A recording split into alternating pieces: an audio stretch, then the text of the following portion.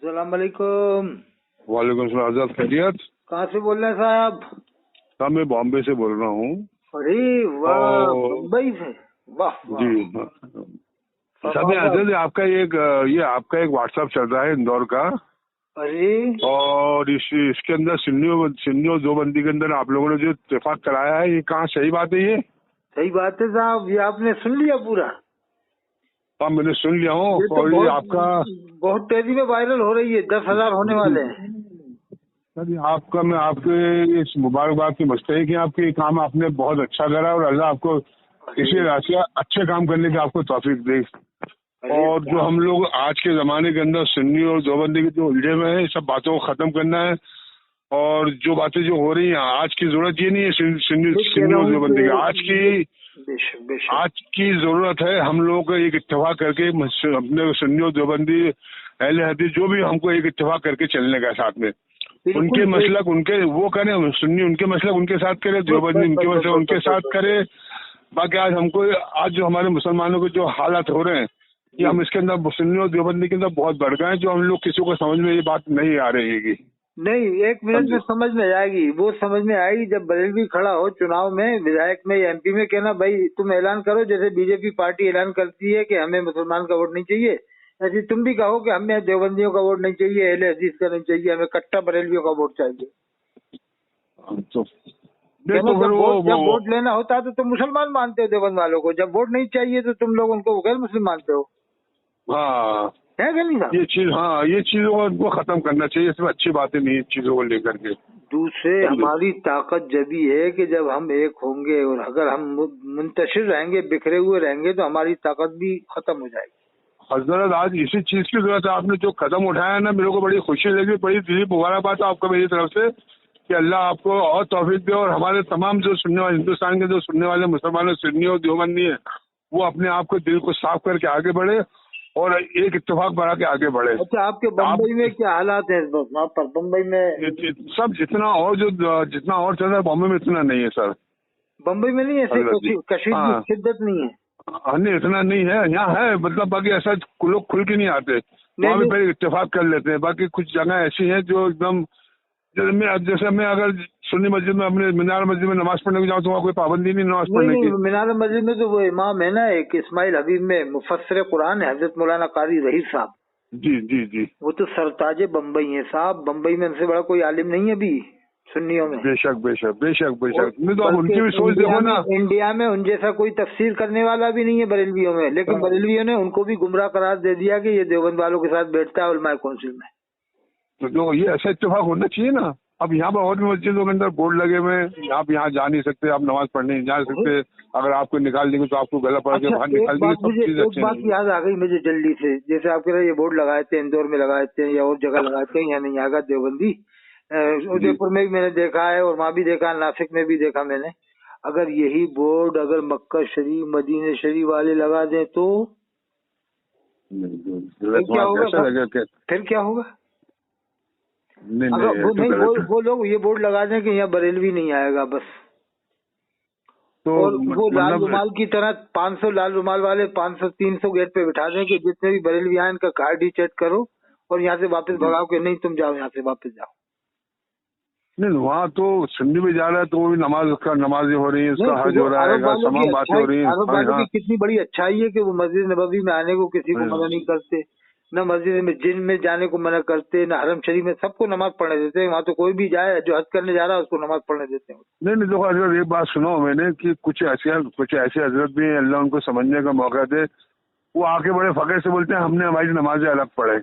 बस सुन के बड़ा ताज्जुब होता है कि किस ढंग से बात कर रहे हैं। ऐसे भी कुछ हजरत बोलने वाले, अल्लाह उनको समझने की तौफीक दे। बात नहीं कर सकते। नमाजें तो अलग पढ़नी उसने, लेकिन कुर्बानी कब की उसने अलग? कुर्बानी में तो उन्हीं को कोई दे दिया कुर्बानी। हाँ, अब ये बात भी सोचने वाली बात है कि कुर्बानी में तो अलग कर लेता। चल छोड़ ये बात, समझने वाली बात। किसको दे के आता? पूरा ऊँट थोड़ी खा पाएगा, जो गोश्त भी उन्हीं को दे के आता है। जी जी जी। और वहाँ पर घर में कुर्बानी करने की परमिशन नहीं है, जो जहाँ कमरे में रहते हैं ना होटल में, परमिशन नहीं है, वही करना पड़ेगा। नहीं कर सकते। वो एक चीज मुकर्रर है, अपने उनके वहाँ के हिसाब से चलना पड़ेगा। दूसरी बात ये है कि अगर आपका आदमी मर जाए भाई, तो आप उससे हाथ नहीं लगा सकते। वहीं का आदमी आएगा फौरन लेके चला जाएगा जनाजे को, आपको पता भी नहीं चलेगा मेरा भाई किधर गया, बस गुस्ल होके आ जाएगा, कफन होके आ जाएगा, लेकिन आपको ये नहीं मालूम होगा मेरा भाई कौन सा। कई जनाजे एक साथ हो जाते हैं। जी जी। तो फिर इनके हिसाब से, बरेलियों के हिसाब से, तो उसकी नमाज जनाजा भी नहीं हुई, बगैर नमाज के दफन हुई है। एक ये बरेली वाली हो गए, एक अपना ये थोड़ा ये एक नई टीम आई है, क्या नाम है इन लोगों का, हशमती ग्रुप। ये इन लोगों को बस ये हशमती ग्रुप में किसी भी पूरे खानदान में कुरान का एक भी हाफिज नहीं है आज भी मुकम्मल। इसलिए नहीं है कि ये लोग कुफ्र बहुत हर एक को काफिर बना देते हैं जिसको चाहते हैं। ये तो बरेली वालों को भी मुसलमान नहीं मानते। अब देखो क्या बोल रहे हैं इन लोगों को, अपने आप को इतने बड़े मानते हैं ये लोग, अब क्या बोले इनके बारे में। हजरत मौलाना जो बरेली वालों को नहीं मान रहे, काबिल आलिम हजरत में तफसीर अहमद साहब सुलझी तकरीर करते तो उनको मुसलमान नहीं मानते हशमती लोग। और अभी तो ये मासूम रजा साहब का जो इंतकाल हुआ ना, मुफ्ती मासूम रजा साहब का, उनके जनाजे में भी ये कह रहा है कि जो तफसीर का साथ दे वो भी मरदूद, जने क्या कहा उसको भी जनी कर कह रहे थे। अब बताइए कितनी खराब बात है। हशमती ग्रुप अब बरेलियों को नहीं मान रहा तो कितनी खराब बात है। हालांकि बरेली वाले में इतने सारे खराब नहीं है, उनके अंदर भी कुछ वासा मौलाना है, कुछ ऐसी बयानबाजी कर रहे हैं कि जरा सुनने के बाद भी अटपटा लगता भी है। एक के लिए भी ये चल रही है हजरत जी कि एक बोल रहा है कि यहाँ पे एक देवबंदी अगर हरम शरीफ में मर जाएगा और अगर वो लब्बैक करते करते मर जाएगा, तो ये बात मेरे पास है, क्लिप मेरे पास व्हाट्सएप में आई, मैंने सुनी, मैं बता रहा हूँ। सनाबिल रज़ा ने भी कहा है कि देवबंदी करते करते मर जाए तो जहन्नम में। अगर कोई अपना सुन्नी अगर वो रंडी खाने में मर जाएगा तो जन्नत में जाएगा। यानी जिना करते करते किधर लेने जा रहे हैं, कहाँ हम लोग मुसलमानों को कहाँ लेके जा रहे हैं, क्या बताना चाहते हैं, क्या दर्शाना चाहते हैं। के बारे में तो ये लिखा है कि जिना जो बंदा करता है तो उसका ईमान सीने से बाहर हो जाता है। बताइए अब वो छतरी की तरह से ऊपर हो जाता है, सीने के बाहर हो जाता है साहब। और ये कह रहा है कि सनाबिल रज़ा कह रहा है कि वो जन्नत में जाएगा जिना करने वाला, यानी सुन्नी। अब एक बरेली लड़की। अच्छा, इनके वालिद, इनके दादा कहाँ पढ़े थे मालूम है आपको? ये जो ये कह रहा ना कि जो काबे में मरेगा देवबंदी जहन्नम में जाएगा ना, इसका दादा कहाँ पढ़ा था मालूम? देवबंदी में नजवे में पढ़े थे, लखनऊ में पढ़े थे नजवे में। अब बताइए। तो अब ये फतवा तो इनके परदादा तक पे लगेगा ना कि परदादा ने क्यों भर्ती कराया। जाहिर सी बात है, तो सब जानने वाली ना, अगर खोल के देखेंगे क्यों भर्ती कराया। इसका मतलब परदादा के बहुत पहले से ताल्लुकात थे, जब जाके नदवा में भर्ती कराया। अब बाद में भले तोबा कर लियो, कुछ भी कर लिया, लेकिन पहले तो तुम भर्ती हुए ना। तो वो जब शिजरा खुलेगा तो आप फिर उनकी भी बात निकालेगी, वो उनकी ही बात निकालेगी। देखो उन्होंने ऐसा बोला, अरे तो क्या हम लोग यही करते नहीं कि जिंदगी के अंदर हम तो यही काम रह गया हमारा। अरे भाई जो बातें अच्छी है उसको अपना लो, जो बुरी बातें उसको खत्म कर दो। नहीं, जामे अजहर मिस्र है, आप गूगल से सर्च कर लेना। अभी आपको जो मालूम है, खैर बम्बई के रहने वाले हैं, बम्बई वाले तो बहुत फ्रेश माइंड होते हैं। आप खाली लिख देना गूगल पे जामे अजहर मिस्र, फिर देखना वहाँ के आलिमों को देखना, चेहरे दाढ़ियां तक नहीं है, पैंट शर्ट पहन के पढ़ाते हैं। ये लोग उनसे पढ़ने जाते हैं, बरेलवी देवबंदी सब उनसे पढ़ते हैं वहाँ पर, और वो सबको मुसलमान समझते हैं। जैसे आप समझते हैं ना सबको मुसलमान, ऐसे ही वो लोग सबको मुसलमान समझते हैं। जो आपका माइंड है ना, जो आपका मिजाज है, वही मिजाज जामे अजहर वालों का कि देवबंदी बरेलवी सब मुसलमान है। जी। वो तो अहले हदीस को भी मुसलमान मानते हैं, शियाओं को भी मानते हैं, सबको दाखिला देते हैं, शियाओं को भी दाखिला देते हैं वो तो जामे मिस्र में। और वहाँ पर जैसे नदवा देवबंद वालों का तर्ज है नमाज में खड़े होने का, पहले ही खड़े होते हैं, ऐसे ही वहाँ खड़े होते हैं जामे अजहर में। वो अंगूठा नहीं चूमते हैं, और वो जुमे की अजान अंदर देते हैं। वहाँ पर कब्र पे अजान नहीं होती है। वो फतावा हुसाम अल-हरमैन को नहीं मानते हैं। वो उनका कोई भी फतवा आज तक देवबंद नदवा वालों के खिलाफ नहीं है, जबकि ये 100 साल से लड़ाई चल रही है। अब ये कह देंगे उन्हें खबर नहीं है, तो तू जाके खबर कर देना। तू क्या कर रहा था वहाँ जाके जामे अजहर मिस्र में? तू खबर कर दे कि देवबंद वाले ऐसे, नदवे वाले से लाके देखा फतवा जामे अजहर मिस्र वालों से है। जामे अजहर मिस्र वाले किसी को नहीं मानते, इन बातों को नहीं मानते। देवबंद बरेली की जो लड़ाई है ना, ये नहीं मानते वो बातें। और तो हजरत मेरा तो वो काबे के इमाम को मुसलमान समझते हैं, जामे अजहर मिस्र के उलमा मदीने शरीफ। आप बताइए क्या बोलने अब इनको। और ये मुसलमान नहीं समझते, बरेली वाले, मुबारकपुर वाले, पीलीभीत वाले मुसलमान नहीं मानते। वो ये इमामों को मुसलमान नहीं, जो वहाँ साहबा किराम की औलादे है ना। जैसे आप क्या नाम क्या है? मोहम्मद रियाज। हाँ, तो आप की निस्बत तो है ना खानदान से? जी। किस खानदान से? हम लोग खानदान से बोलो तो सर। अच्छा, मोहम्मद रियाज खान? नहीं, सिद्दीकी लगाते हैं। तो सिद्दीकी लगाते हैं। तो सिद्दीकी, फारूकी, उस्मानी इंडिया में है, तो क्या अरब में नहीं होंगे साहब? मक्का शरीफ मदीना शरीफ क्यों नहीं, क्यों नहीं, पूरी पूरी दुनिया में होंगे भाई। नहीं, वो सहाबा किराम की औलाद वहीं तो है, मक्का शरीफ मदीना शरीफ में। हाँ है ना, हाँ वहीं से तो सब निकले ना, जब जाहिर सी बात है। हाँ। बरेली वालों के फतवे के हिसाब से उनके निकाह ही नहीं हो रहा है। ये कहते हैं देवबंदी से निकाह नहीं होगा। तुम्हारे सब देवबंदी तो है, जिनको देवबंदी मानते हैं वही तो ये एक चीज को उनके यहाँ झूठा मत खाना, इनके यहाँ लड़की मत देना, ये सब है ना, किधर लेके जा रहे हैं हमारे दीन को ये लोग। उनके यहाँ लड़की मत देना। मुरादाबादी कह रहा है फरिश्ता लंगड़ा के चल था, लंगड़ा था। वो हम्माद रजा कह रहा है कि तमाम सैयद क़यामत में आला हजरत को ढूंढेंगे, सब तो सैयदों को ढूंढेंगे। तमाम सैयद इमाम हुसैन अलैहिस्सलाम, इमाम हसन अलैहिस्सलाम, इमाम ज़ैनुल आबिदीन, ख्वाजा गरीब नवाज, बड़े पीर साहब, हजरत इमाम बाकर, हजरत इमाम जाफर, ये तमाम सैयद, तमाम इमाम आला हजरत को ढूंढेंगे। हजरत जी हमारे भी तो वैसे होना चाहिए ना, जब ढूंढेंगे तो बताइए। अब ये लोग हमारे अमाल भी तो बेशक हमारे अमाल भी तो वैसे होना चाहिए ना। तमाम सैयद बोला था, पूरी दुनिया के जितने भी सैयद हैं सबको बोला, उसने एक को नहीं बोला। यानी सब आ गए। इमाम हुसैन अलैहिस्सलाम भी आ गए, इमाम हसन अलैहिस्सलाम भी आ गए। जबकि इमाम हसन हुसैन के बारे में तो हुजूर का फरमान है, ये जन्नती नौजवानों के सरदार होंगे। अल्लाह के रसूल ने फरमाया अल हसन वल हुसैन सय्यदा शबाब अल जन्नह, हसन हुसैन जन्नती नौजवानों के सरदार होंगे जी। तो अब ये कह रहा है कि नहीं, वो तो अलग को ढूंढेंगे क़यामत में। बताओ। अस्तगफिरुल्लाह ला इलाहा इल्लल्लाह मुहम्मद रसूलुल्लाह। और हम्माद कहता है जिस बर्तन से अगर देवबंदी मुंह लगा दे, मेरे हिसाब से कहता है उसे फेंक देना चाहिए। तो अब ये हम्माद से पूछा जाए, पीलीभीत वाले से पूछा जाए कि तुम हज करने गए थे तो तुमने हजर अस्वद चूमा था कि नहीं चूमा?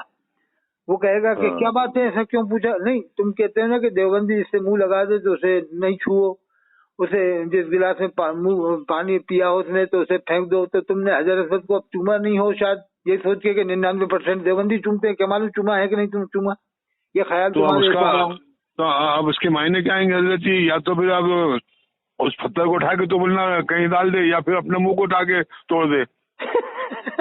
नहीं अगर बात तो यही आएगी ना बोलने की, अगर ढंग से अगर बात कर रहे हैं तो।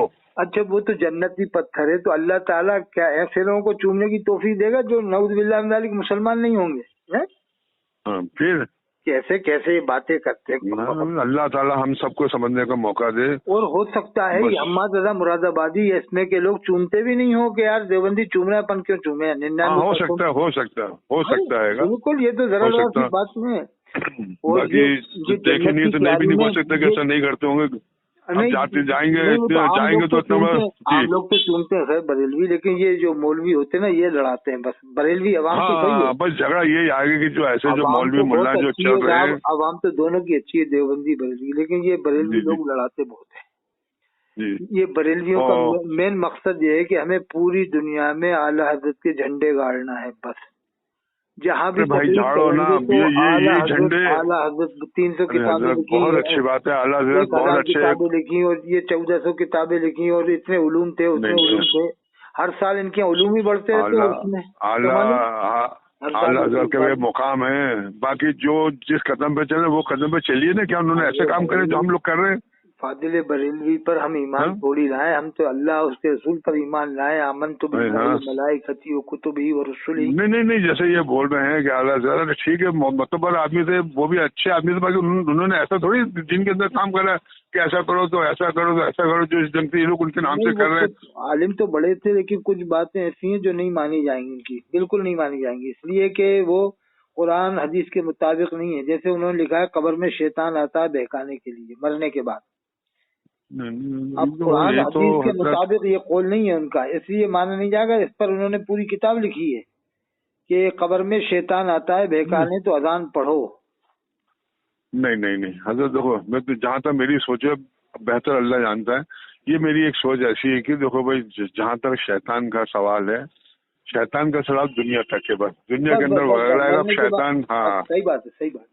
मरने के बाद क्या? देखो आदमी बच्चा पैदा हुआ, उसके कान में अजान दे दी और वो जिस दिन वो उसका इंतकाल होगा उसकी नमाज जनाजा हो गई, सीधी सीधे मेरी समझ में ये बात आती है। बाकी क्या मैं इतना आलिम फाजिल आदमी नहीं, मौलवी नहीं हूँ मैं, समझे, ये बात समझ में आती है। अब कब्र के अंदर उतर जाना तो ये भी अपने दिल में दिमाग में नहीं आती है, वो शैतान वहाँ क्या करेगा। बड़े पीर साहब की किताब मेरे पास यही मौजूद है, उन्हें तालिबीन हजरत ने पूरा बाप बांधा शैतान के बारे में, सफा 252 में करीब करीब। तो उसमें लिखा है कि शैतान मरने तक साथ रहेगा, बस जिंदगी तक साथ। उसके बाद कोई ये बात समझ में नहीं आती। जो अगर अच्छा आदमी अगर इस बात को सोच लो तो मैं भी नहीं मानता कि खबर शैतान का जो साथ है दुनिया के अंदर है, बस जब तक जीरो वो आपको बढ़ाएगा, मरने के बाद ना कोई शैतान में। कहीं भी इमाम बरेलवी तकरीर नहीं करता, अपनी मस्जिद में ये नहीं बताता जुमे में कि भाई एक अकीदा ये भी रखो कब्र में शैतान आता है, बेकार। ये बताना जब सही है तो बताओ, अरे भाई सही है तो डर क्यों, बताओ सबके सामने।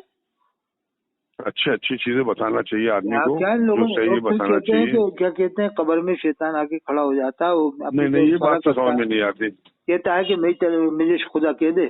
अब ये कहाँ से देख रहा है, कौन से दूरबीन से देख रहा है, कहता है कि मुझे खुदा कह दे। नहीं ये बात तो समझ में नहीं आती। कमजोर रिवायतों को लेके दलील बनाता है, कमजोर रिवायतों को हवाले भी दे देंगे ना हजरत जी, फिर हवाले भी दे देंगे, फिर वहाँ पर भी अपना खामोश रहना पड़ता है। लेकिन वो कमजोर रिवायत से अकीदा नहीं बनता, कमजोर रिवायतें अमल में कबूल होती है, अकीदे में कबूल नहीं होती। ये अकीदे का मामला है कब्र में। हाँ तो ये कहते हैं कि जब हम अल्लाह अकबर कहते हैं तो वो मुर्दा जवाब देता है, अल्लाह अकबर सुन के मन रब्बु का जब वो मन करने की पूछता है तो वो जवाब देता है। और जब अशहदु अल्ला इलाहा इल्लल्लाह कहता है तो वो फरिश्ता ये जवाब देता है। यानी ये बाकायदा दूरबीन लगा के देख रहा है कि अब अशहदु अल्ला इल्लल्लाह कहेंगे तो ये जवाब देगा। और ये सब मालूम हो रहा है कि फरिश्ते वहाँ खड़े हैं, ये अब ये सवाल करना है। अब ये कहाँ से मालूम हो रहा है, सब बातें बररखी है। कहते हैं कि अशहदु अन्ना मोहम्मद रसूल जब मुअज्जिन पढ़ता है तो वहाँ मुर्दा ये जवाब देता है, तुझे कहाँ से मालूम हो रहा है सब बात। इक्कीस हदीस है, बताना ये है। अच्छा, शैतान का रोल क्या रहेगा? अरे वो शैतान का कब्र में उतरने से उसका रोल क्या रहेगा? कोई मतलब वहाँ तो सिर्फ उसके अमाल, वहाँ तो सिर्फ उसके अमाल है। सल्लल्लाहु अलैहि वसल्लम फरमाते हैं कि शैतान अजान सुनकर शैतान 36 मील भाग जाता है। बेशक ये सही हदीस है पाक है। तो मैं ये कहता हूँ कि तुम लोग जो अजान पढ़ते हो दफन के बाद के साथ शैतान वहाँ पर दखल अंदाजी कर रहा है, तो मैं कहता हूँ ठीक है, तुम्हारे साथ है, तुम्हारे हिसाब से। तो हम ऐसा कहते हैं कि अजान देने में फायदा है। वो कहेंगे हाँ बिल्कुल फायदा है। तो ऐसा है, एक कब्र में दफन होने से पहले दे दो, एक दफन होने के बाद देना तुम्हारे साथ से, ताकि शैतान आ ही नहीं पाए। दफन से पहले दे दो, उसे दफनाने से पहले। वो भी कर लो, अच्छी चीज वो भी कर लो ना। अजान देने में क्या हो रहा है, वो भी कर लो। वो भी कर लो, खराब बात नहीं है। कौन सा गुनाह है? कहाँ बना लिखा है कि दफन से पहले नहीं दे सकते? अरे जब दफन के बाद दे सकते हैं तो दफन से पहले भी दे सकते हैं। एक गुस्ल के बाद दे दो घर में, एक कफन के बाद दे दो घर में, एक दफन से पहले दे दो, एक दफन के बाद दे दो, 4 अजाने दे दो, ज्यादा फायदा हो जाएगा मुर्दे को। क्या ख्याल है? अरे हम तो कहना पूरे रास्ते अदानी देते हुए चले जाओ ना। जब गुस्ल दे मुर्दे को तो पूरे रास्ते अदानी देते जाओ। सब मुर्दे जितने भी लोग शरीक हैं उनसे भी कह दो सब लोग अदाने पढ़ो साहब, इससे फायदा होगा मुर्दे को। क्या तरीका अपना रखा है जो अल्लाह उसके तरीका अपनाएंगे। अल्लाह हम सबको समझने का मौका दे। और मैं तो हज़रत मेरा इतना दिल खुश हुआ कि आपने जो ये क्लिप बनाई है बुरहानपुर अपने इंदौर के लिए, और बड़ी अच्छी क्लिप है। और अल्हम्दुलिल्लाह इसमें जो सुन्नियों को भी समझ में आया और देवबंदियों को भी समझ में आया। बड़े आप लोग इसके बड़े मुबारकबाद है कि आप वहाँ पर ये कदम कम से कम वहाँ वालों ने उठाया और इस कदम को आगे बढ़ाया कि सुन्नी और देवबंदी जो एक आज की तारीख में एक हो रहे हैं। ओमान से भी फोन आ चुका है डॉक्टर साहब के, उनके भी कई बार आ चुके हैं फोन। और ताहिर साहब के ओमान से फोन आ चुका। और अभी कतर से भी मैसेज आया, कतर दोहा कतर। ये पूरी ऑडियो पूरी दुनिया में वायरल हो रही, काफी वायरल हो रही है बहुत तेजी। अल्लाह आप लोगों को आप लोगों को तौफीक दे और अल्लाह उन लोगों को भी तौफीक दे कि अल्लाह अमन चमन बना के तो ये बात से लोगों को अमन बना के चले। आज ही कई फोन आए, अमरोहा से आया, मालेगांव से आया। कोई भी अच्छी चीज रहेगी हजरत कोई भी अच्छी चीज रहेगा। अवाम तो बहुत खुशी मना रही है, लेकिन मोदी खुशी नहीं मना रहा कि यार हम पैसा कैसे कमाएंगे। फिर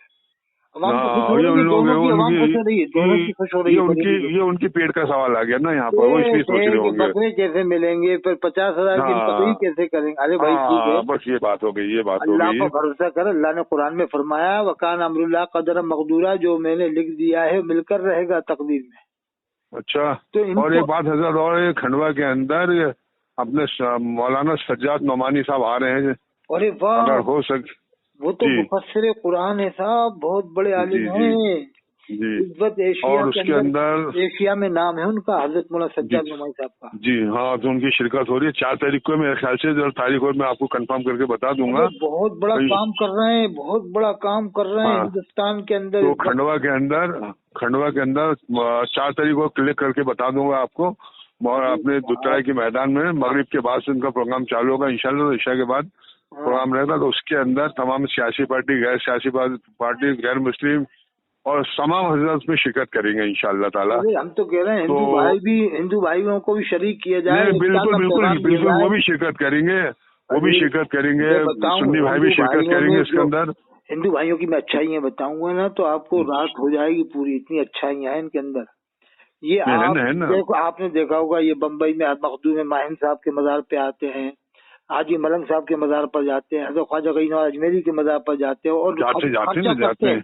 पैसे जाते ही नहीं है, पैसा खर्चा करते करोड़ों रुपए हमारे हिंदू भाई देश के। ये कितनी बड़ी शराफत है साहब, आपके यहाँ मजारों पे आकर पैसा खर्चा करते हैं और अपनी मुरादें मांगते हैं वहाँ है। तो हजरत मैं क्या बोल रहा हूँ कि ये दावतनामा जरा फैला देना, आपने जरा बोल देना वहाँ पर कि खंडवा के अंदर 4 तारीख को चैनल के जरिए पहुँच जाएगा। आप तो तारीख बता देना, उसके अंदर सभी शिरकत हो रहे हैं, हिंदू मुस्लिम सुन्नी देवबंदी सभी हजरत शिरकत कर रहे हैं उसके अंदर। बताऊँ आपको, ये हमारे देश के प्रधानमंत्री का बयान मैंने सुना है, हजरत नरेंद्र मोदी साहब ने ये कहा था कि इमाम हुसैन अलैहिस्सलाम, और ये बरेली वाला मना करता है कि अलैहिस्सलाम मत कहो, और हमारे देश के प्रधानमंत्री जनाब श्रीमान माननीय जनाब नरेंद्र मोदी साहब कह रहे हैं इमाम हुसैन अलैहिस्सलाम, उनका वाकया बता रहे थे, उनकी शान बयान कर रहे थे। और भी पंडितों से सुना कि वो भी इमाम हुसैन को अलैहिस्सलाम कहते हैं, और ये मना करता बरेलवी, और ये कहता नहीं आला हजरत को रज़ियल्लाहु कहो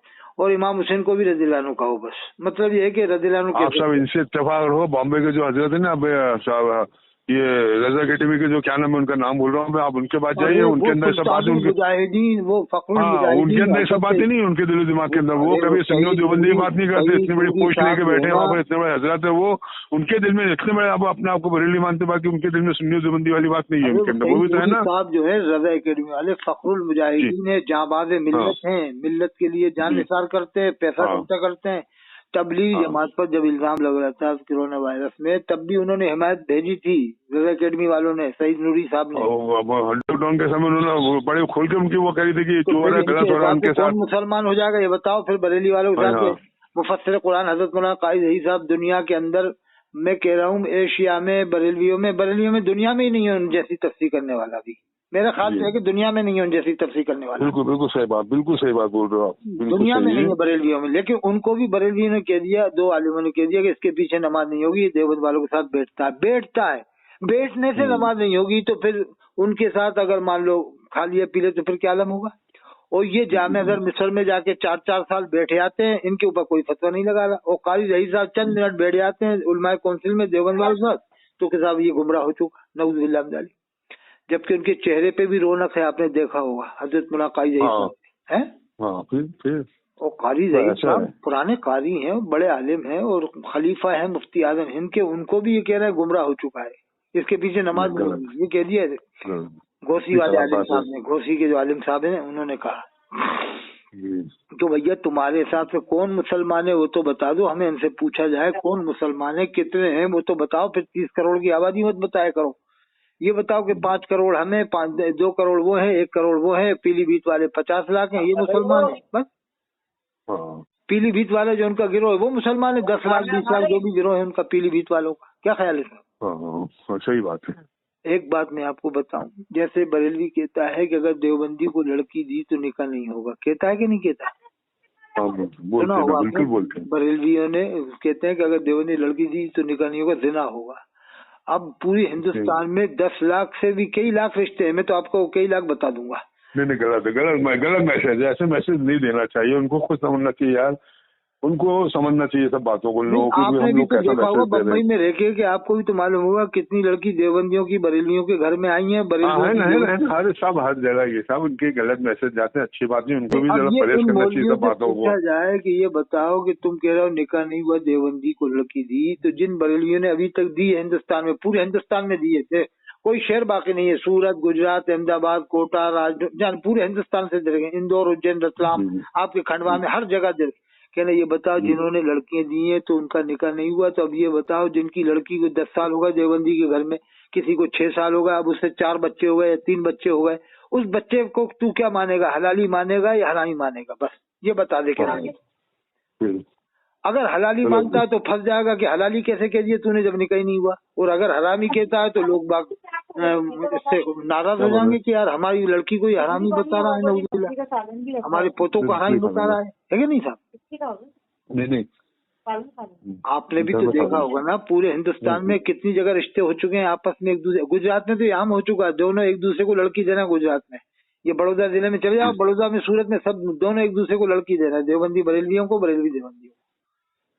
और कोटा में भी है ये, मैं कोटा में जाता हूँ, हाजी साहब है, टोंक के रहने वाले हैं, बहुत मशहूर आदमी है, बहुत अच्छे आदमी है, हाजी मोहम्मद मियाँ साहब, बहुत नेक आदमी है और सखी है। राजस्थान के सखियों में वो हर मस्जिद में चंदा देते हैं, क्या देवबंद वाला है क्या बरेली वाला है, दोनों को चंदा देते हैं। हाँ, ये ऐसा होना चाहिए भाई, इत्तेफाक इसको बोलते हैं। मैंने देखा ना, गणेश नगर में मस्जिद बन रही थी अमृतपुरी में, वहाँ उन्होंने चंदा दिया, विज्ञान नगर में बन रही वहाँ उन्होंने चंदा दिया।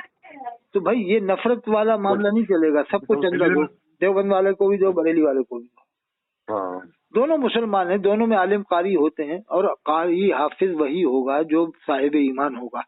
तो देवबंद वालों में भी हाफिज मिलते हैं, बरेली वालों में भी मिलते हैं। देवबंद वालों में ज्यादा है कारी, और बरेली वालों में तकरीर करने वाले ज्यादा हैं, देवबंद वालों में क़रात करने वाले बढ़िया हैं, और देवबंद वालों में पढ़ाने वाले बहुत हैं, एक से एक पढ़ाने वाले। देवबंद वालों में मुफस्सिर मुहद्दिस बहुत है, सबसे ज्यादा तफसीर करने वाले दुनिया में देवबंद वालों में। ये आप कभी भोपाल में चलना मेरे साथ, या मैं आपको लिस्ट भेज दूंगा इंशाल्लाह, मिल गई तो। नवासी मस्जिदों में उलमाए देवबंद तफसीर बयान कर रहे हैं भोपाल में, एक ही शहर में नवासी मस्जिदों में, फिर उज्जैन अलग, इंदौर अलग, रतलाम अलग। और ये बरेलवी एक भी मस्जिद में तफसीर बयान नहीं करा आज तक मुकम्मल, पूरे मध्य प्रदेश में एक भी मस्जिद में, मुझे अच्छी तरह मालूम है। न इंदौर में किया, न रतलाम में किया, न उज्जैन में किया, न धार में किया, न शिवपुरी में किया, न जबलपुर में किया, न रायपुर में किया, न बिलासपुर में किया, न सागर में किया। किसी भी जिले में आज तक, मध्य प्रदेश के एक भी जिले में या एक भी जगह में बरेलवी ने कुरान की तफसीर नहीं सुनाई। नहीं हजरत, इन लोगों का काम है, अगर कोई चीज के अंदर हमारा प्रोग्राम अगर हो रहा है तो उनको इस ढंग से बोलना चाहिए कि इत्तेफाकी कभी कहीं पैदा ना हो। बस हमारे उस्ताद ने मुकम्मल 2 बार तफसीर सुना दी भोपाल में, रईसुल उलमा हजरत मुफ्ती रईस अहमद खान साहब, मुफ्ती आजम मध्य प्रदेश, 2 बार पूरे कुरान की तफसीर सुना दी। तीसरी बार अभी शुरू है उनकी, यानी 15 पारे हो चुके हैं कम, उसमें भी 15 पारे। अच्छा। सुल्तान तीसरी बार तफसीर शुरू की सुल्तानिया मस्जिद में मुफ्ती रईस अहमद खान साहब ने। 2 बार और भी आलिम मत सुना रहे हैं, कितने पूरे कर चुके हैं। हमारे उस्ताद हजरत मौलाना सैयद शराफत अली साहब नदवी, वो तफसीर बयान करते हैं। और काजी शहर भोपाल हजरत मौलाना काजी सैयद मुश्ताक अली साहब मदनी, मदीने शरीफ से पढ़ के आए यूनिवर्सिटी से, वो तफसीर सुनाते हैं। शहर भोपाल के काजी हैं बहुत बड़े। मुफ्ती शहर भोपाल मुफ्ती अब्दुल कलाम कासमी साहब तफसीर सुनाते हैं। मुफ्ती अब्दुल रहमान साहब नदवी तफसीर सुनाते हैं। मुफ्ती ज़ियाउल्लाह साहब हैं। यानी मैं आपको नाम गिनाऊं तो बहुत लंबी लिस्ट है साहब, यानी 1-2 नहीं, कम से कम 89 उलमा के नाम है जो तफसीर सुनाते हैं भोपाल में। अब मैं तो चैलेंज कर रहा हूँ कि एक भी बरेलवी बता दे जिसने पूरे मध्य प्रदेश में एक भी जगह तफसीर मुकम्मल सुनाई है। पूरे हिंदुस्तान में 4 या 5 लोग के साथ। समझ में आया साहब? हेलो हाँ। पूरे हिंदुस्तान में 4-5 लोगों ने तफसीर सुनाई है, बरेलवी ने बस ज्यादा। तो और देवबंद वालों ने हजारों जगह सुना है पूरे हिंदुस्तान में। हम तो कहना ठीक है, अपने अपनी जगह रहो, अपने, अगर तुम्हें नमाज नहीं पढ़ना किसी के पीछे मत पढ़ो, लेकिन फसाद मत फैलाओ, अपनी अलग पढ़ो। बस ये चीज होना चाहिए, बस ये चीज। मैं नहीं कह रहा देवबंदी के पीछे पढ़ो तो मत पढ़ो, तुम्हारा दिन बेचारा मत पढ़ो, अपनी अलग पढ़े, लेकिन फसाद मत फैला। तुझसे अगर सवाल कर लिए जाएंगे कि तेरी बहन बेटी कहाँ है, तो तुझे भी बताना पड़ेगा कि इसका भी अगर मौलवियों का अगर हिसाब लोगे ना, आप तहकीक करोगे तो इनकी भी रिश्तेदारियां देवबंदियों मिलेंगी। ये छुपाते हैं, वो तो पब्लिक पूछती नहीं है ना तहकीक करती। पब्लिक जिस दिन पूछने लग गई ना, तहकीक करने लग गई गूगल के जरिए कि भाई कहाँ के रहने वाले हो, के रामपुर के, आपके मुरादाबाद, आपके सीतामढ़ी बिहार के, आपका पटना का। और पब्लिक ने जिस दिन 5 लाख खर्चा कर दिया बम्बई से, कलकत्ता से, या इंदौर से, या उज्जैन से 5 लाख रुपया, यानी 50 आदमी इकट्ठे कर लिए कि भाई 10,000 तू दे, 10 तू दे, के ठीक है, किस काम के लिए कि यार ऐसा करेंगे, इंदौर से अपन 10 आदमी भेजेंगे और उनको उनके घर का खर्चा दे देंगे 2-2 महीने का 50-50 हजार। और 2 लाख उनका किराया भाड़ा देंगे कि ये जहाँ के इंदौर में आलिम है, कोई जो कि रामपुर का है, कोई मुरादाबाद का है, कोई जो कि भोजपुर का है, कोई सीतामढ़ी बिहार का है, कोई मुजफ्फरपुर का है, तो इन सब का पूरा 2 लाख का किराए का खर्चा देकर और 3 लाख इनका घर का खर्चा 1 महीने के लिए रवाना करेंगे। और इनसे सबसे आईडी ले लेंगे। इंदौर में जो जो इमामत कर रहे हैं लाइए साहब, सदर ले सकता है आईडी, सदर को हक है, सिक्योरिटी को हक है साहब, इमाम साहब आईडी है, आप आईडी लेकर व्हाट्सएप में डाल दी कि ये आईडी इसकी है, ये आजाद नगर में इमामत करता है, ये इसमें इमामत करता है, ये मुरादाबाद का है, ये गोरखपुर का है, ये फैजाबाद का है। अब आप जाइए, 2 लाख पूरा आपका किराया खर्चा 1 महीने में आराम से पूरी तहकीक करके आओ कि इसकी बहन कहाँ है, इसका चाचा कौन है, इसका दादा कौन है, इसका मामू किधर है, इसकी बहन किसके यहाँ आई, ये सब पता करके और ऑडियो वीडियो में पूरा सबूत के साथ लेके आओ। क्या ख्याल है साहब? सही है बिल्कुल। मैं कह रहा हूँ कि मैं भी 50,000 रुपए दे सकता हूँ, अगर इंदौर वाले तैयार हो जाएं, या उज्जैन वाले, या रतलाम वाले, या बम्बई वाले, मैं दूंगा 50,000, मैं भेजूंगा। मगर शर्त है कि वो करें काम, कम से कम 4 लोगों को या 10 लोगों को किराया भाड़ा दे के रवाना कर दे। 2 लाख रुपए बहुत है साहब, 10 लोगों के लिए 2 लाख रुपए में आराम से किराया भाड़ा बहुत। 50,000 रुपए तो मैं भिजवाऊंगा, मगर शर्त है कि ऐसी कमेटी बना लें, 10 लोग चुन लें अच्छे समझदार, और उनसे कहना आप वीडियो ऑडियो में पूरी तहरीर के साथ, पूरे सबूत के साथ इन इमामों का आप हालचाल मालूम करके आना। पूरा कंफर्म हो जाएगा इनकी रिश्तेदारियां कितनी देवबंदियों में और यहाँ के कितना लड़वाते हैं, सब मालूम हो जाएगा। कि वो कहेगा कि साहब हम सीतामढ़ी गए थे, हम गोरखपुर गए थे, बताया कि इसकी दोनों बहन देवबंदियों के घर में है, और कोई कहेगा इसका मामू पक्का देवबंदी है, कोई इसका चाचा देवबंदी है, फिर से कहा जाए साहब आपका चाचा देवबंदी है, आपकी बहन देवबंदी है घर में, अब बताओ तुम बहन को काफिरा मानोगे कि नहीं मानोगे? नहीं गलत बात है, नहीं होना चाहिए, सब बातें नहीं होनी चाहिए। दूसरों के ऊपर तो फतवे लगाते हैं, खुद बहन बेटियां लिए हुए हैं साहब ये लोग, मुझे मालूम है साहब, मुझे मालूम है अच्छी तरह से जी, मुझे मालूम है। जो ऐसी बातें करते हैं ना, मैं ऐसे इन आलिमों के कम से कम कई हजार आलिम बता दूंगा जिनकी बहन बेटियां रिश्तेदारियां देवबंदी के घर में आना जाना है साहब, मुझे मालूम है सब। ये तो कहते हैं ना, हाथी के दांत दिखाने के और खाने के और, बस। जी यहाँ तो ये कहेंगे देवबंदी जिस गिलास में खाए तो उसे फोड़ दो, और खुद जाके देवबंदी के घर में अभी आप दावत कर दो, आपके घर में खा लेगा।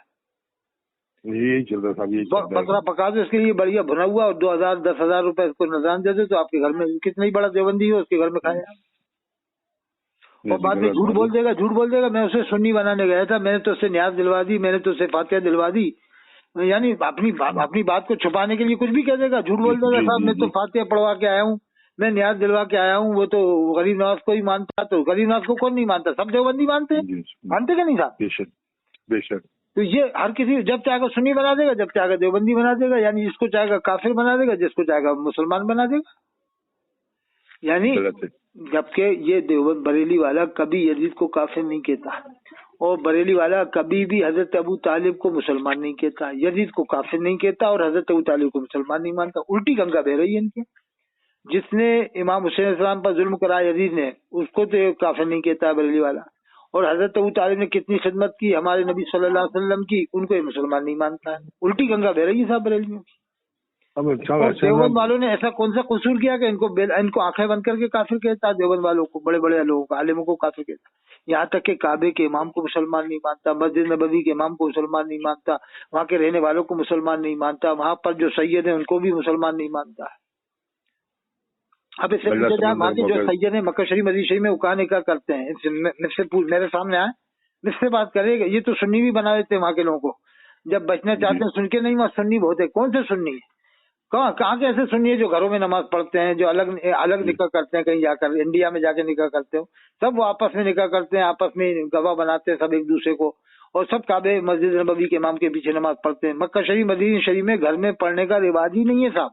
नहीं वहाँ नहीं, सही बात है। झूठ बोल के कहते हैं ये मरदूद लोग के वहाँ सुन्नी भी बहुत है, वो तो पूरे मक्का शरीफ मदीना शरीफ में ही सुन्नी है, सब सुन्नी है, देवबंद वाले भी सुन्नी है, मक्का शरीफ वाले भी सुन्नी, लेकिन इनके हिसाब से तो सुन्नी थोड़ी है, इनके हिसाब से तो वहाबी हो जाते हैं। और वो इलियास काजी ने सलाम का मजाक बना दिया पाकिस्तान वाले ने, कि आलू बैंगन टमाटर की सब्जी बनाकर सलाम कहना, तरबूज सर पे उठाकर सलाम कहना। इलियास काजी ने अपने बाल को बाल मुबारक के बटवाया, अल्लाह के रसूल सल्लल्लाहु अलैहि वसल्लम के बाल शरीफ से बराबरी की, और ये लब्बैक की अत्तार के नारे लगवाए, लब्बैक अल्लाहुम्मा लब्बैक की जगह लब्बैक की अत्तार के नारे लगवाए, और इलियास काजी का बड़े पीर साहब मुजद्दिद नहीं थे, साहब किराम में कोई भी मुजद्दिद नहीं था, मैं भी मुजद्दिद नहीं हूँ। और इलियास काजी की 2 लाख करामतें बन गई। मेरे पास किताब मौजूद है, कम 2 लाख करामतें उसकी हैं। फैजान सुन्नत में सफ़ा 27 में लिखा है कि लांडी के कब्रिस्तान में जितने लोग जमा थे सबकी बख्शिश हो गई, और जिसको अल्लाह के रसूल सल्लल्लाहु अलैहि वसल्लम का दीदार हुआ उसकी बख्शिश नहीं हुई। ये इसी ने लिखा सफ़ा 27 फैजान सुन्नत। और सफ़ा 31 पे इसमें इलियास काजी ने लिखा है कि अल्लाह के रसूल सल्लल्लाहु अलैहि वसल्लम खड़े हैं और ये खाने काबा के अंदर बैठा हुआ है। और अगर देवबंदी कोई जरा सी बात कर दे, थोड़ा बहुत कमी सब में होती है, तो देवबंदी भी बात को बहुत उछालेंगे। और इलियास काजी सब कुछ कर रहा है, उसकी बातों से इनकी आंखें बंद हो चुकी हैं। हम्माद रज़ा फरिश्ते को लंगड़ा बता रहा है, इनकी आंखें बंद है। हम्माद रज़ा कह रहा है कि क़यामत में तमाम सैयद आलात को ढूंढेंगे, इमाम हुसैन अलैहिस्सलाम, इमाम हसन अलैहिस्सलाम से और हजरत इमाम ज़ैनुल आबिदीन सब आलात को ढूंढेंगे, और ये इनकी आंखें बंद है। और देवबंदी जरा कुछ कह देगा तो फतवा लगा देंगे कि साहब देवबंदी ने ऐसे कहा है। अरे तुम्हारे मौलवी क्या क्या कह रहा है? इनके मौलवियों के भी तो बात देखो। इलियास काजी की 2 लाख करामतें बन गई कमबेश। और ये इसने कहा था जो मदनी चैनल देखेगा जन्नत में जाएगा। ये इलियास काजी किताब है वसाइल बख्शिश में लिखा है, जो मदनी चैनल देखेगा जन्नत में जाएगा। यानी अब टीवी खरीदो साहब, मदनी चैनल देखो, जन्नत में जाने के लिए था। और सलाम को लिख रहा है कि सलाम का तरबूज सर पे उठा के सलाम किया, खूब मजाक उड़ाया उसने सलाम का। उसके बावजूद ये इसको सुन्नी मुसलमान मानते हैं, बरेली वाले कट्टर सुन्नी, यानी सलाम का मजाक बना रहा है। और मदीना शरीफ का मजाक बनवाया इसने कि इंसान को बुलाता है तो मदीना के बुलाता है इसका आदमी। अल्लाह के रसूल सल्लल्लाहु अलैहि वसल्लम को मीठे मीठे रसूल कहता है, मुसलमानों को भी मीठा मीठा कहता है। मैंने खुद भरूच में देखा गुजरात में कि इसके दावत इस्लामी का मरकज है हजरत बाबा रेहान रहमत दरगाह के पास। वहाँ मैंने अंदर जाके देखा, टॉयलेट में लेटरिन का दरवाजा हरा, लोटा हरा। कोटा में भी मैंने देखा जामे मस्जिद में लोटा हरा, लेटरिन का दरवाजा हरा। और ये इलियास काजी नाटक के तौर पे कहता है कि मेरा बस चलता तो मैं हरी घास पर नहीं चलता, मैं मजबूरन हरी घास पर चलता हूँ। इसलिए कह रहा है कि अल्लाह के रसूल सल्लल्लाहु अलैहि वसल्लम के रोजे का रंग हरा है। तो ये हरी घास किसने पैदा की है बताइए आप? अल्लाह ही ने तो पैदा किया है। तो ये अल्लाह को अदब सिखा रहा है इलियास काजी के, कह रहा है कि मैं हरी घास पर मजबूरन चलता हूँ। तो इसका मतलब हरी घास अल्लाह ने बेकार पैदा किया है, तुझे बड़ा ख्याल है, यानी तुझे अल्लाह के रसूल सल्लल्लाहु अलैहि वसल्लम के रोजे शरीफ का बड़ा ख्याल है। बताइए आप, अल्लाह ने तो अपने हबीब सल्लल्लाहु अलैहि वसल्लम के सदक़े में पूरी दुनिया को पैदा फरमाया, तमाम नबियों को पैदा फरमाया। और ये अल्लाह को बता रहा है कि मैं हरी घास पर मजबूरन चलता हूँ। यानी हरी घास पे तो तमाम दुनिया के आलिम चले, तमाम वली चले, बड़े बड़े कुतुब अब्दाल सब चले, कभी किसी ने ऐसी बात नहीं की। ये इलियास काजी कह रहा है पाकिस्तान वाला। चलिए ना, बराबर बेशक। यानी ये ओवर एक्टिंग करते हैं कि हम बहुत बड़े आशिक रसूल हैं। देखो जो आशिक रसूल होता है ना, जो आशिक रसूल होता है वो बताता नहीं फिरता कि हम आशिक रसूल हैं। कहते हैं वो कम ज़र्फ कभी रुतबे आली नहीं होता, इज्जत वो खजाना है जो कभी खाली नहीं होता। और मौजे दरिया से कह रहा है समंदर का सुकून, जिसमें जितना ज़र्फ है वो उतना ही खामोश है। बस 2 बात नेट और मैं आपको बता दूं, काफिर कुरान का हाफिज नहीं हो सकता, यहूदी नहीं हो सकता, ईसाई नहीं हो सकता, कादियानी नहीं हो सकता, गाली दर्जे का शिया नहीं हो सकता। कुरान का हाफिज वही होगा जिसका अकीदा सही होगा, ईमान सही होगा, थोड़ी बहुत कमी हो वो अलग बात है, लेकिन जिसका अकीदा हद कुफ्र पर नहीं होगा वो ही कुरान का हाफिज होगा। देवबंद वालों में लाखों हाफिज है, बरेली वालों में भी हाफिज है लाखों, और सबसे कम हाफिज जो है कि अहले हदीस में है और दूसरी जमात में है। लेकिन कादियानी में शिया में आपको हाफिज नहीं मिलेगा, आपने भी नहीं सुना हुआ है? सही है, सही है, सही है। और मैंने इस पर 2 लाख का चैलेंज दिया है पूरी दुनिया में, ऑल वर्ल्ड को आज भी दे रहा हूँ। 88 152 53 598 दुनिया में से किसी भी कोने में से ले आओ, शुमाल से मशरिक, मशरिक से मगरिब, शुमाल से जुनूब। अगर यहूदी ईसाई काफिर जो वाकई काफिर हो या गुस्ताखे रसूल हो, यानी साबित हो कि गुस्ताखे रसूल है, तो वो कुरान नहीं सुना सकता। मेरा चैलेंज है 2 लाख रुपए का, मैं उसका कुरान सुनूंगा, मेरे सामने लाओ ऐसा। जिसको ये लोग कहते हैं ना साहब ये गुस्ताखे रसूल हैं, वो तो कुरान के हाफिज होते हैं देवबंद वाले। गुस्ताखे रसूल कहाँ से हो जाएंगे साहब? गुस्ताखे रसूल के सीने में कुरान कैसे महफूज हो जाएगा? हो जाएगा साहब? कभी नहीं होगा, हो ही नहीं सकता। गुस्ताखे रसूल के लिए जमीन टाइट हो जाती है, जैसे वसीम रजवी के लिए हो गई, सलमान रुश्दी के लिए हो गई, निपुण शर्मा के लिए हो गई। गुस्ताखे रसूल जो होता है उसका जीना हराम हो जाता है दुनिया में, अल्लाह का अजाब नाजिल हो जाता है उसके ऊपर, है कि नहीं साहब? बेशक बेशक कुरान में है साहब, इन्नल्लज़ीना युज़ून अल्लाह व रसूलहू लअनहुमुल्लाह फिद दुनिया वल आखिरह। इन्नल्लज़ीना युज़ून अल्लाह व रसूलहू, जो अल्लाह उसके रसूल को तकलीफ देते हैं, लअनहुमुल्लाह फिद दुनिया वल आखिरह, अल्लाह की लानत है उन पर दुनिया में भी और आखिरत में भी। व अअद्द लहुम अज़ाबन मुहीना, और उनके लिए दर्दनाक अजाब है। तो ये बरेली वाले हम तो से गुस्ताख रसूल देवबंद वालों को कहते हैं, तो इन जिनको ये गुस्ताख रसूल कह रहे हैं, इनको लाखों बरेलियों ने लड़कियां दे रखी हैं अपनी शादियों की, तो उसे क्या मानेंगे? क्या मानेंगे कि गुस्ताख रसूल से औलाद पैदा हो रही है तो वो हलाल ही नहीं है? नऊज़ बिल्लाह मिन ज़ालिक।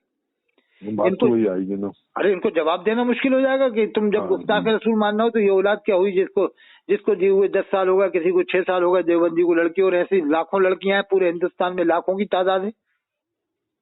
कितनी बड़ी औलाद होगी, कितनी बड़ी तादाद में औलाद होगी, उसे क्या मानेंगे बरेलवी लोग? क्या ख्याल है साहब? सही है। ये क्या है? रस्सी का सांप बात का बतंगड़ बनाकर कौम को बस गुमराह करते हैं। रस्सी का सांप बात का बतंगड़। और इनका आदमी कितनी बड़ी गलती करे उसको दबा देते हैं। जैसे हम्माद रजा कह रहा फरिश्ता लंगड़ा था, हम्माद रजा कह रहा तमाम सैयद कयामत में हालात को ढूंढेंगे। इलियास काजी कह रहा है अपने बाल को बाल मुबारक कह के बंटवाया। इलियास काजी लब्बे की अफ्तार के नारे लगवाया, सलाम का मजाक बनाया, और ये लिखा कि अल्लाह के सूख खड़े और ये बैठा हुआ है। सब कुछ इनको हजम हो रहा है। इसी को 50,000 रुपये तनख्वाह दे रहा है एक एक दलाल को इलियास काजी। एक यानी पैसा खा के इनके मुंह बंद हो जाते हैं। फिर ये गुस्ताखी नहीं देखते भाई, इनके देवबंदी देवबंदी दिखता है इनको हर वक्त। हाँ ये मतलब ज्यादा है। चलो ठीक है साहब, जितना मैं डलवा दूं चैनल पे, आपकी इजाजत हो? हाँ डलवा दें साहब, बोले समझ देना, सोच समझ के डलवा देना। नहीं इसमें ऐसी कोई बात नहीं है ना, आपने कोई नहीं है। अपन मेरे को डलवा देना, आपने मेरे को डलवा देना, कुछ देखो क्या क्या प्रोग्राम है। अपन तो दोनों को मुसलमान सुन्नी मानते हैं, दोनों चारों इमामों को मानते हैं, देवबंदी बरेली दोनों चारों सिलसिले मानते हैं, दोनों मुरीद होते हैं साहब, दोनों मुरीद। बेशक। और आप भी मुरीद हुए होंगे कहीं ना कहीं से, हुए क्या मुरीद आप भी मुरीद हो जाना। हजरत मौलाना कमरुज़्ज़मा आज़मी साहब है ना इलाहाबाद वाले, उनसे मुरीद हो जाना आप। ये हजरत मौलाना मुफ्ती खान साहब अहमद खानपुरी है जो सूरत के पास ढाबेल में पढ़ाते हैं, शेखुल हदीस हैं, आलिम बामल है, बहुत जबरदस्त काबिल मुत्तकी परहेज़गार आलिम है, मुफ्ती अहमद खानपुरी साहब अभी मौजूद हैं। या तो उनसे मुरीद हो जाना, सूरत के पास में बम्बई साहब हमारे हजरत थे, हमारे दोस्त का इंतकाल हो गया। मेरे को कम से कम 25 साल पुरानी बात बता रहा हूँ मैं। तो बिसावल के अंदर यावल शरीफ है, तो यावल शरीफ आपने नाम सुना होगा। यावल कहाँ पर? बिसावल में? हाँ, बिसावल से उतर के एक 10-20 किलोमीटर अंदर जाना पड़ता है, 10-15 किलोमीटर अंदर। वो मुझे ध्यान नहीं था। हाँ, यावल के अंदर उन्होंने मेरे को बनवाया था। वो इत्तेफाक मेरा इत्तेफाक हुआ था, हम आगे हजरत जी का। आपके जो समझ में आओ उससे मरीज हो जाना आप तो। जी इंशाल्लाह। आप तो सबसे मिलके रहो, देवबंद वालों से भी, बरेली मेरा तो दोनों को ये कह देना, देखो मेरे पास आओ, मुर्गा तुम्हें मिलेगा, बकरा मिलेगा, खाने को सब कुछ मिलेगा, मगर ये फालतू बातें मैं नहीं सुनूंगा कि तुम आओ तो इसकी बुराई करो, वो आए तो मुझसे बात मत करो, मुझसे खाली दीन इस्लाम की बात करना। आओ दोनों, मेरे दोनों का इस्तेकबाल है, देवबंद वालों का भी है, बरेली वालों का भी। कभी मेरे सामने ये बात मत करना देवबंदी ने ये लिखा तो बरेलवी ने वो लिखा, मैं दोनों के बारे में नहीं सुनना चाहता। बस हमारे दिमाग को कहना खराब मत करो। आप जानो, आपका काम जाने। ये आलिमों की लड़ाई है, आलिमों तक छोड़ो। पब्लिक में क्यों ला के घुस रहा ये सब बातें? पब्लिक में क्यों सब चीज? हाँ, यही चीज नहीं होना चाहिए। नहीं, पब्लिक चाहती भी नहीं है। पब्लिक जलसा कराती है कि अल्लाह के रसूल की सीरत सुने, सहाबा किराम की सीरत सुने, और ये ला के सुना देते हैं देवबंदी ने लिखा, या लट चलवाने की कोशिश करते हैं जलसों में। बस ज्यादातर यही तो होता है ना। बोर्ड लगाया काई के लिए, और स्पीड और अपने स्पीड हो रही काई के लिए, ये चीज ज्यादा देखने को मिलती है। पब्लिक जलसा करा रही है, करोड़ों लाखों रुपया खर्चा कर रहे हैं कि हम हुजूर की सीरत सुने, और ये बस फाजिल बरेलवी की सीरत सुनाते हैं, ये देवबंदी वहाँ भी सुनाते हैं, बस इसके अलावा इनको कुछ मालूमात ही नहीं दादा। सीरत नबी के ऊपर बोर्ड लगा हुआ बात तो बताइए, होती नहीं, स्टेज पे बात होती, वो जिस नाम का बोर्ड लगा। में एक इमाम मुझे अच्छा लगा, वो एक तो मुफस्सिर कुरान कारी रही साहब, बड़े आलिम हैं। एक थे हजरत मौलाना अब्दुल कुद्दूस कश्मीरी, जो हांडी मस्जिद में इमाम थे। हाँ, वो मर्द कलंदर थे, मर्द मुजाहिद। अभी तो उनके लड़के हैं ना अभी उनकी जगह पर। हाँ, तो वो भी हक बात कहते होंगे। वो मज़ाहिलुम सहारनपुर से ही पढ़े थे पहले, देवबंद वालों में से, लेकिन बाद में खैर बरेलियों में आ गए। खैर कोई बात नहीं, कहीं भी आओ। लेकिन बाकी बात है, एक बात साहब, उनका उठना भी एकदम देवबंद के साथ बैठना ज्यादा। मैं आपकी बात बता दूं, मैं देवबंद वालों में। हाँ अच्छा, बिल्कुल आपकी बात बता रहा हूँ। हाँ, तो अच्छी तो बात है, बैठो कहीं भी बैठो, देवबंद वालों में बैठो, अच्छी बात है। हम तो ये चाहते हैं सब में बैठो, लेकिन फसाद पैदा मत करो। कहीं भी जाओ, कहीं भी नमाज पढ़ो, तुम अलग पढ़ो या घर में पढ़ो या मस्जिद में पढ़ो, लेकिन फसाद उनकी जो भी कट्टरता हो, बाकी वो देवबंद के अंदर उठना बैठना है उनका। कभी उन्होंने किसी को खराब भला बोला नहीं है उन्होंने। अच्छा, अब्दुल कुद्दूस कश्मीरी साहब का, हाँ, जो भी आपने अपने की जो मस्जिद में, जो जालूम मोहम्मदिया है ना मीनारा मस्जिद के पास में, भिंडी बाजार में। हाँ मैं आया हूँ वहाँ पर। मैंने कई बार नमाज पढ़ी है हमारे काजी रही साहब है ना, इमाम मुफस्सिर कुरान हजरत मौलाना काजी रही साहब, तो वहाँ नमाज मैंने पढ़ी है कई बार। मैं रुका हूँ, बम्बई बहुत आया। दादू मोहम्मदिया जो है ना, इसमें आपको मालूम है क्या निजाम है? जी जी, मैं अभी नाम नहीं बता रहा, वो उसमें भी मामला इस तरह का, ये सबसे मिलने जुलने वाला मामला है, देवबंदी बरेलवी सबसे मिलने जुलने वाले। हाँ ये चीज तो होना चाहिए ना, मैं बोल रहा हूँ। अच्छी बात है, जब भी तो इत्तेफाक होगा, इत्तेफाक यही होगा जब देखो, मैं उससे आलिम से खुश रहता हूँ कि भाई तू कुछ भी कर, लेकिन कौम को लड़ाओ मत बस। हाँ, अरे कौन देवबंदी ये कहता है कि मजार पे मत जाओ? सब देवबंदी औलिया अल्लाह को सब मानते हैं, गरीब नवाज को सब मानते हैं। आप भी मानते ही हो ख्वाजा गरीब नवाज अजमेरी को, मानते हो? बेशक। कौन नहीं मानते देवबंदी ख्वाजा गरीब नवाज अजमेरी रहमतुल्लाह अलैह को? उनका तो सिलसिला ही है ख्वाजा गरीब नवाज से चिश्ती सिलसिला देवबंद वालों का, नदवे वालों का, देवबंद वालों का और सहारनपुर वालों का, सब काजी या चिश्ती सिलसिले मुरीद होते हैं, या सोहरवर्दी में या मुजद्दिदिया में, ये देवबंद वाले मुरीद होते हैं। और अक्सर जाते भी हैं, कलियर शरीफ भी जाते हैं, इमाम रब्बानी मुजाहिद सानी रहमतुल्लाह अलैह के मज़ार पे भी जाते हैं। दुनिया के सबसे बड़े मुजद्दिद तो वही हैं, इमाम रब्बानी मुजाहिद सानी, जिनका मज़ार पंजाब में सरिंद में है। लेकिन आज तक हिंदुस्तान में बरेलवियों ने इनके नाम के जलसे ही नहीं किए धूमधाम से। ये भी नहीं बताया कि यह 1000 साल मुजद्दिद है, इनसे बड़ा कोई मुजद्दिद ही नहीं हुआ अभी तक। न मसलक मुजद्दिद अलसानी के कभी नारे लगाए इन लोगों ने, मसलक पांचवा मसलक इमाम रब्बानी कि इन्होंने दीन का काम किया, तजदीद की, तो इसलिए इनके नाम से नारा लगाओ, मसलक इमाम रब्बानी लगाते नहीं है। अगर आज हम मसलक इमाम रब्बानी मुजद्दिद अलसानी के नारा लगाएंगे तो ये लोग बरेली वाले नाराज हो जाएंगे, ये क्या होता है मसलक इमाम रब्बानी? अरे जब तू अपने मुजद्दिद के नारा लगाया तो हम अपने मुजद्दिद का नारा नहीं लगाएंगे, मसलक इमाम रब्बानी मुजद्दिद अलसानी। सी बात है, भाई फाजिल बरेली को मुजद्दिद तो बदायूं वालों ने नहीं माना, रामपुर वालों ने नहीं माना, फिरंगी महल वालों ने नहीं माना, जामिया निजामी हैदराबाद वालों ने नहीं माना, उलमाए मकनपुर वालों ने नहीं माना, तो हम कैसे मान ले साहब मुजद्दिद? ये तो देवबंदी लोग नहीं ना, बदायूं वाले देवबंदी नहीं है, रामपुर वाले मीडियम है, मकनपुर वाले अलग मीडियम है, और ये फिरंगी महल वाले भी अलग हैं। तो जब यही मुजद्दिद नहीं माने तो क्यों जबरदस्ती आप मुजद्दिद आजम बनवा रहे हो उनको, जबकि मुजद्दिद आजम इमाम रब्बानी मुजाहिद सानी रहमतुल्लाह अलैह, उनके बारे में बताना ही नहीं चाहते। बस कभी कभार आटे में नमक के बराबर कभी कभार नाम लेते हैं, कभी कभार।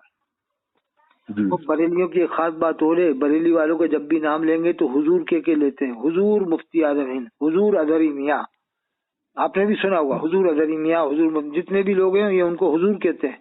और जब भी आप नाम सुनना इनसे तो आदम अलैहिस्सलाम को हजरत कहते हैं, मूसा अलैहिस्सलाम को हजरत कहते हैं, तमाम नबियों को हजरत कहते हैं, तमाम सहाबा किराम को भी हजरत कहते हैं, हजरत अबू बकर, हजरत उमर। इससे आप समझो कि ये सहाबा को हजरत, नबियों को हजरत, और अपने पीरों को हुजूर कहते हैं। फिर क्या कहते हैं? हुजूर हजरत में कोई फर्क नहीं है।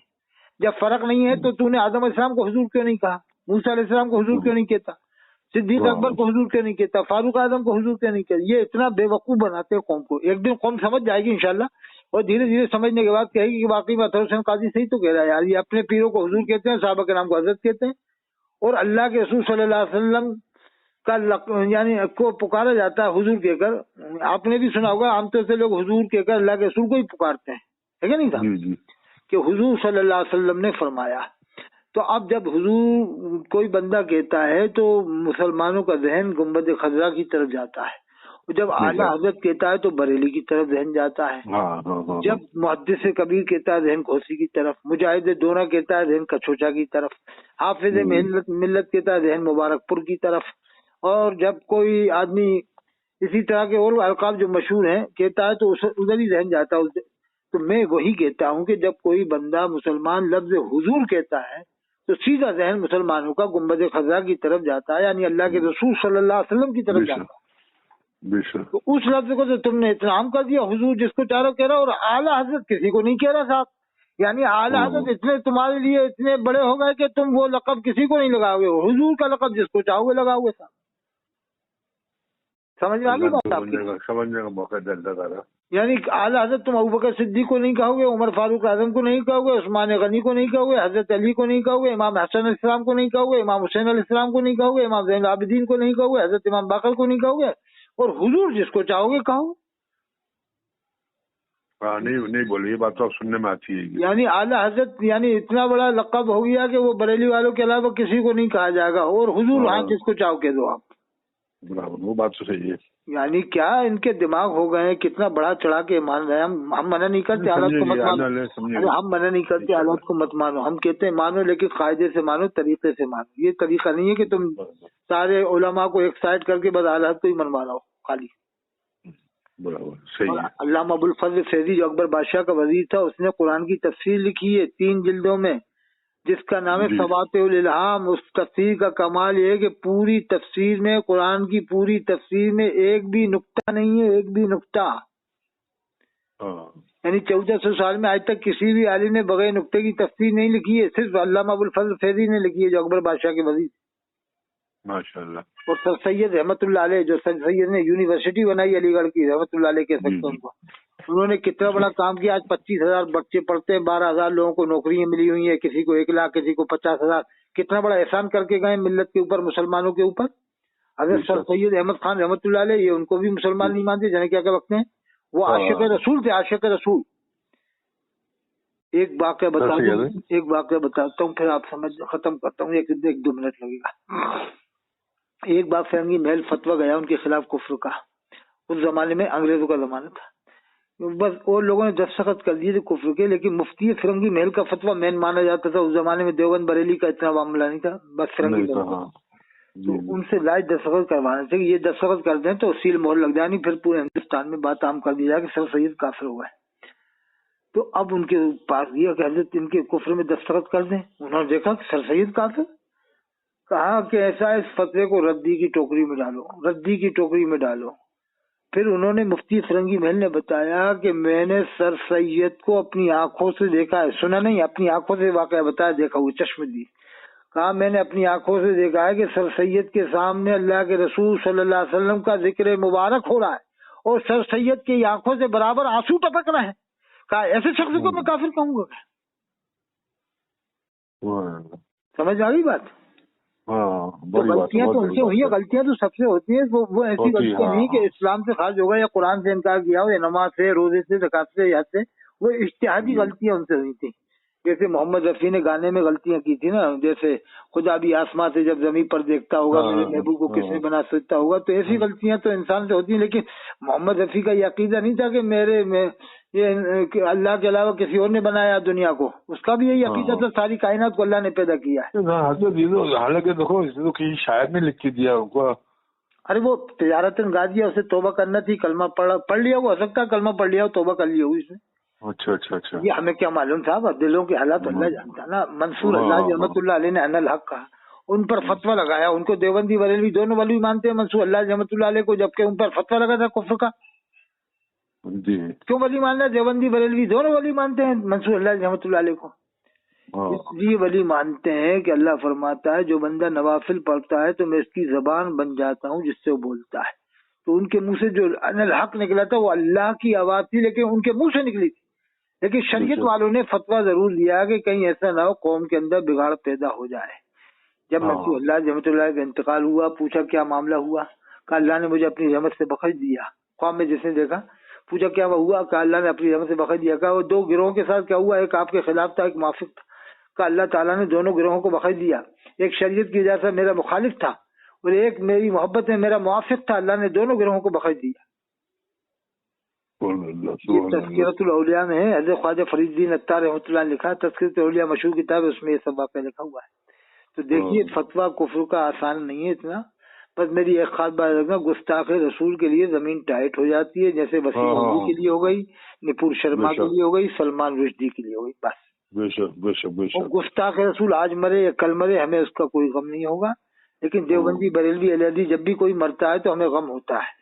इसका मतलब गम हो रहा है तो दिल तस्लीम कर रहा है कि अभी ये मुसलमान है, और जब दिल भी तस्लीम नहीं करे समझ लो मुसलमानियत से बाहर हो चुका। जैसे वसीम रजी अभी मर जाए, सलमान रजी अभी मर जाए, किसी को गम होगा? किसी को गम नहीं। बिल्कुल हाँ बिल्कुल। तो खत्म बात। ठीक है साहब, डलवा देंगे चैनल पे इंशाल्लाह। तो मैं देखो इंशाल्लाह अगर मेरे को टाइम मिला तो फिर इंशाल्लाह, भाई मेरा रहता है भोपाल के अंदर, छोटा कजिन भाई है मेरे, चाचा का लड़का, तो मैं इंशाल्लाह मुलाकात करूंगा भोपाल में कभी आया तो। ठीक है, कोशिश कर लेना। ठीक है, क्या नाम आपका? आपने कहाँ गए बताइए? भोपाल से 110 किलोमीटर दूर है। अच्छा, भोपाल से 110 किलोमीटर दूर है। हाँ। तो मतलब, और भोपाल से 110 बोलो तो क्या है आपके एरिया, क्या नाम है? हमारा सिरोंज है, सिरोंज की भोपाल से गाड़ियाँ बहुत आती रहती हैं, भोपाल से। हाँ अच्छा, काफी लंबा रहता है, मतलब 110 किलोमीटर तो 2 घंटे 2.5 घंटे का रास्ता हो गया करीब। 2.5 घंटे का। हाँ 2 घंटे 2.5 घंटे का। ठीक है, इंशाल्लाह फोन पे बात हुआ करेगी। चलो देख लेना। हाँ बता देना उनसे, और मेरे को जरा क्लिप डलवा देना क्या है क्या नहीं। डलवा देंगे, तो इसमें कोई ऐसी बात नहीं है, डलवा देंगे। ठीक है जी इंशाल्लाह। अस्सलाम वालेकुम। ठीक।